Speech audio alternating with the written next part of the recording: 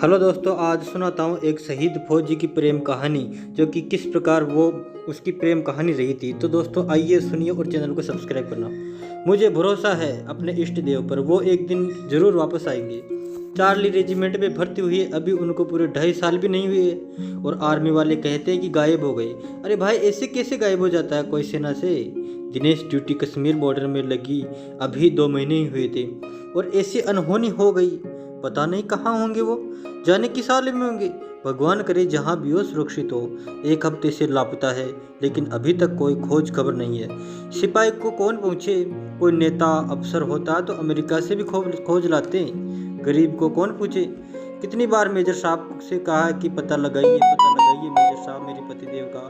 साहब कहते हैं हम अपनी तरह से पूरी कोशिश कर रहे हैं। अब कोई मेजर साहब को बता देना कि अगर कोशिश मन लगा कर की जाए तो वो सफल ही होती है। अब मेरी समझ में नहीं आ रहा है, मेरी मती मारी गई है इन अफसरों की। अब बेचारी इन अफसरों का क्या दोष है। वजह हमारी किस्मत खराब है। ना दिनेश का ब्याह हमसे होता और ना ही ऐसी मनहूस खबर हमें सुनने को मिलती। ये मीडिया वाले भी क्या अनाप शनाप बकते रहते। कोई कहता आतंकवादियों के चंगुल में फंस गई, कोई कहता जंगल में भटक गई, कोई कहता पाकिस्तान के कब्जे में, तो कोई कुछ कहता कोई कुछ कहता। ये चैनल भी अपनी अपनी डाक, अपनी अपनी डबली। तो इनको तो सिर्फ टीआरपी बढ़ाने से मतलब है। हम जानते हैं कि हमारे ऊपर क्या बीत रही है। कितना प्यार करते थे दिनेश हमसे, हमें अच्छी तरह से याद है। जब पहली बार वो हमें पिताजी के साथ अपने घर आए थे, शाम का समय था और मैं अपने आंगन में मम्मी के साथ ओखल कूट रही थी। ये आए और घूर कर बोले, क्या नाम है तेरा। मैंने कहा रूपा। अच्छा, तो तभी तुम इतनी रूपवती हो। बदमाश, सच कह रहा हूँ, अच्छी लग रही हो, ऐसे ही ओखल कूटती रहना। अच्छा, तुम मेरे को ओखल कूटती रहूंगी, तू मैं बॉर्डर पे दुश्मनों को कूटूंगा। ले साले और घुसेगा हमारे देश में। ऐसा कहते हुए अपने दोनों हाथों से दुश्मन को मारने की एक्टिंग करने लगा। उसको ऐसा करते देख माँ बोली, देखा बेटी, तेरा ब्याह करेंगे इससे जब ये फौजी बन जाएगा। तो दिनेश खुश होकर बोला, हाँ काकी। उसके ऐसा कहते ही मैं शर्मा कर भीतर भाग गई। उस समय दिनेश की उम्र 13 साल की थी और मेरी 12 साल की। वो कक्षा 8 में पढ़ते थे और मैं 7 में। इस पहली मुलाकात के बाद दिनेश हर 2 महीने के अंदर मेरे घर किसी न किसी बहाने से आ जाया करते थे। उनके साथ उनका जो दुगरू दोस्त था, अंठी नाम था उसका, वो भी आया करता था। दोनों कभी हमारे यहाँ से पालक का बीज लेने आ जाते, कभी चने की दाल।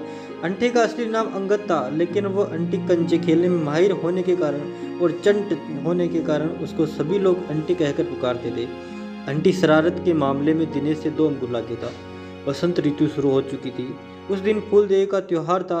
दिनेश, अंटी और उसके 10-12 जो दगड़ू दोस्त हमारे घर आए और घर की देली में फूल डालकर जोर जोर से चिल्लाने लगे, फूल देई छम्मा देई, देनी द्वार फकार।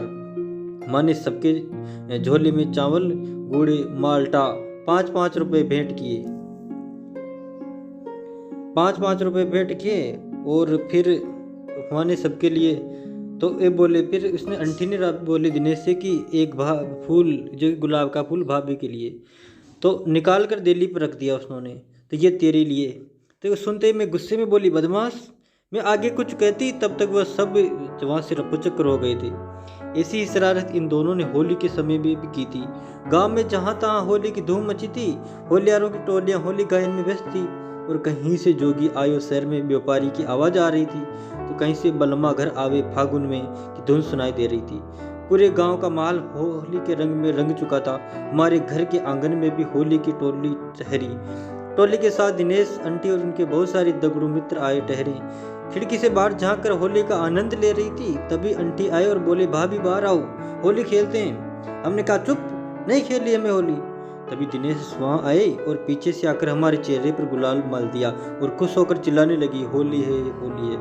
हमने गुस्से में कहा, क्यों आंटी रे, भाभी कहलवा रहे हो, जब बड़े होकर हमारी शादी नहीं होती है। दिनेश बोले, क्यों नहीं होगी शादी, शादी होगी और तुमसे ही होगी। ये देखो प्यार का रंग लगा दिया हमने तुम्हारे चेहरे पर। हम शर्मा गए, बोले, अब लगाओगे तो माँ से शिकायत कर देंगे। ऐसा कहते ही दिनेश कमरे से बाहर भाग गए और हमारी हंसते हंसते हालत खराब हो गई। 8वीं पास कर जब गांव के इंटर कॉलेज में पढ़ने गए, तब दिनेश उसी कॉलेज में 10वीं के छात्र थे। कॉलेज के सांस्कृतिक कार्यक्रमों में वे सदा बढ़ चढ़कर भाग लेते थे। 26 जनवरी हो या 15 अगस्त, उन्हें एक गीत मैंने हमेशा गाते हुए देखा, कश्मीर बॉर्डर प्यारी, मैं आपको लड़ू लाओ, जन होय उदास प्यारी छुट्टी कर लो। इस प्रकार का गीत था जो कि उसको प्रिय था। वो कहने का तात्पर्य कि कश्मीर बॉर्डर में मैं स्वयं लड़ाई लड़ूंगा, तो उदास मत होना, मैं बाद में छुट्टी लेकर घर आऊँगा। उनकी आवाज़ में टीस थी जो उनकी गायकी में भी झलकती थी। दिनेश को गाने के अलावा बंसी बजाने का भी शौक था। जब वो अपने दोस्तों के साथ ग्वाले आते थे तो उनको बंसी की आवाज़ दर-दर सुनाई देती थी।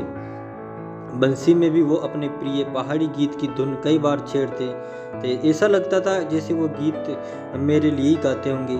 उनकी बंसी की आवाज़ सुनकर ही गोपाल बाबू को स्वामी जी का ये गीत मेरा प्रिय गीत बन गया कि केले बजी मुरली ओ बेणा ऊंची नीची डायुमा चिनिजे किले जी मेरी तुए देख मनवा।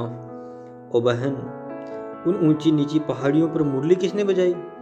तुझे देखकर मेरे हृदय में बहुत टीस पहुंचती है। ओ दिनेश, कहाँ हो तुम? लौट आओ। कहाँ हो तुम? लौट आओ ना जल्दी। तुम्हें पता है जब से तुम गायब हुए हो ना, मुझे भूख नहीं लगती, मेरी नींद गायब हो गई है। ओ भूख और नींद से याद आया, कॉलेज के दिनों में तुम किसी बात में मुझे रूठ गए थे और बोले थे अब मैं तुझसे कभी बात नहीं करूँगा। और पता है मैंने तुम्हारी बात सच मान ली थी। और उस रात ना तो मैंने खाना खाया था और ना ही रात भर सो पाई थी। माँ 2 बार मेरे लिए खाना लाई, मैंने खान दोनों बार कहकर भूख नहीं है कहकर लौटा दिया था। तुझको क्या पता मेरी दशा के बारे में? तुम तो पूरे हफ्ते भर मुझसे नहीं बोले और ना मेरी तरफ से एक बार भी देखा। आग लगाई और खिसक लिए प्रेम में। ऐसा ही तो करते हैं पुरुष, न जाने किस मिट्टी के बने होते हैं। दिल नाम की कोई चीज भी होती है या नहीं। खैर, 8वें दिन तुमने मुझसे माफ़ी मांगी। शायद तुम्हें अपनी गलती का एहसास हो गया था। तुम्हें भर्ती होने का जुनून था कि 2-2 टाइम तुम दौड़ते रहते थे। सासू माँ ने मुझे बताया कि तुम सुबह 4 बजे उठकर तुम गांव की उबड़-खाबड़ रास्तों से होते हुए 3 किलोमीटर दूर सड़क पे पहुंच जाते थे और वहां भी सड़क की टोनी की धार पर दौड़ते रहते थे। बच्चू बूबू बताते थे कि कोई और भर्ती हो ना हो, लेकिन भोपाल का लड़का जरूर भर्ती होगा। भोपाल यानी मेरे ससुर जी वैसे हमारे अच्छे हैं, लेकिन दारू पी के आते हैं ना तब हमारा जीना हराम कर देते हैं। सासू माँ मुझे किसी तरह उनके मुंह में रुमाल बांधकर उन्हें उल्टा लिटाना पड़ता है। कितनी बार समझा दिया दारू पिया मत करो, दारू मत पियो, लेकिन सुने तो किसी की। मैं तो कहती हूँ भगवान बचाए इन दारूबाजों से। मैं भी ना कहाँ से कहाँ पहुँच गई। हाँ, तो मैं बात कर रही थी दिनेश की भर्ती की तैयारी के बारे में। भर्ती के लिए उन्होंने जी तोड़ मेहनत की। हाई स्कूल पास करते हुए तैयारी में जुट गए थे। एक दिन की बात है, वो ग्वाले आए और संयोग से उस दिन रेखा और नीलू के साथ बकरियां चराने गई थी। वो एक महल की पेड़ के नीचे बैठकर बंसी बजा रही थी। मुझे देखकर उन्होंने अपने पास इशारा किया। मैं लजाती हुई उनके पास जाकर बैठ गई। वो मुस्कुराते हुए बोले, मैं तुमसे ज़्यादा बात नहीं कर पाता तो तुम्हें बुरा नहीं लगता? मैंने जवाब दिया, ना। तब तो ठीक है, मुझे लगता था तुम्हें बुरा लगता होगा। नहीं, मुझे नहीं लगता, मैंने बात दोहराई। अच्छा है, काफ़ी समझदार हो तुम। तुम्हें पता है मुझे जल्द से जल्द भर्ती होना है, देश के लिए कुछ करना चाहता हूँ। उन्होंने मेरी तरफ देखा और कहा, तुम भर्ती क्यों होना चाहते हो? देश के लिए कुछ तो तुम शिक्षक बनकर भी या फिर डॉक्टर बनकर भी कर सकते हो। तो तुम्हें फौज में जाने की क्या जरूरत है? अरे पगली, मैं बॉर्डर पर जाकर दुश्मनों के छक्के छुड़ाना चाहता हूँ। और जैसे ही दुश्मन आएंगे, अच्छा, और अगर दुश्मनों ने तुम्हारे छक्के छुड़ा दिए तो? ऐसा थोड़ी होगा। मैं महज देश के लिए जान भी दे दूंगा। देश के लिए जान देने का सौभाग्य तो नसीब वालों को मिलता है। उनकी बात सुनकर मेरी आंखों में जैसे आंसू छलक आई। देश से इतना प्रेम और हमसे? बोले, तुमसे तो बिल्कुल भी मुझे प्यार नहीं। अच्छा, ऐसा कहकर वे हंसने लगे। अगर होता तो हमसे कहते नहीं क्या एक बार भी? तो बिल्कुल सही बात है। अच्छा बाबा, करते हैं, तुमसे बहुत प्यार करते हैं, तुम्हारे लिए तो सब कुछ ये कर रहे हैं। मेरी आंखों में और तेज आंसू लुढ़कने लगी। तब वो अपनी जेब से चॉकलेट निकाल कर बोले, रो नहीं, देख तेरे लिए क्या लाया हूँ। शायद रेखा और नीलू ने भी सुन ली थी और तभी तो पेड़ के पीछे ओट में जोर जोर से हंसने की आवाज़ें आ रही थी। दिनेश मुझसे ज़्यादा प्यार करते थे या देश से, ये बात आज तक नहीं समझ पाई हूँ। अगर मैं कहूँ कि वो देश से ज़्यादा प्यार करते थे, ऐसा भी कैसे कहूँ? कई बार उन्होंने मेरे लिए अपनी जान की परवाह नहीं की। एक बार की बात है, तब वो इंटर में पढ़ते थे। 11वीं कक्षा के एक लड़के ने रास्ते में मेरा हाथ पकड़ लिया और मुझे छेड़ने लगा। हाथ छुड़ाने का बरसक प्रयास कर रही थी, क्योंकि वो इतना हट्टा कट्टा लड़का था कि उसके सामने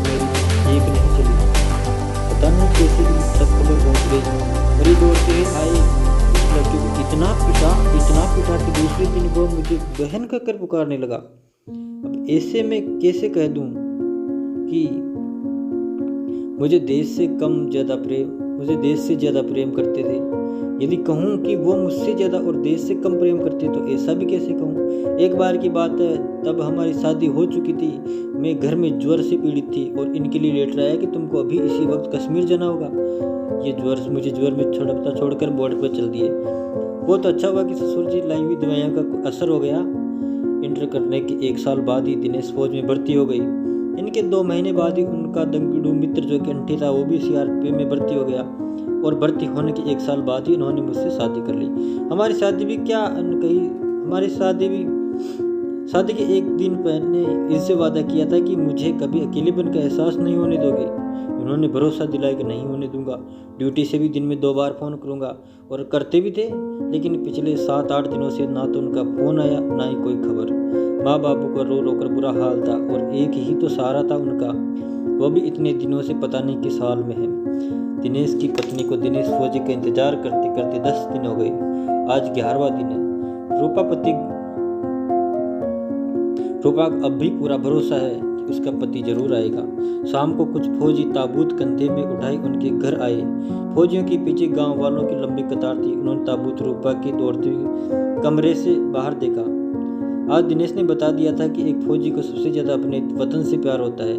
दिनेश को पता लगाने वाले ऑफिसर्स का कहना था कि दिनेश के सीने में कुल 12 गोलियां लगी थी, जिसमें जंगल के बीहड़ स्थान पर उसकी लाश मिली थी। उसके पास में 400 और मिले थे आतंकवादियों के। अर्थात उन्होंने जब शहीद हुआ तो उन 4 आतंकवादियों को ढेर करके शहीद हुआ। तो ऐसे ये थे दिनेश फौजी की कहानी।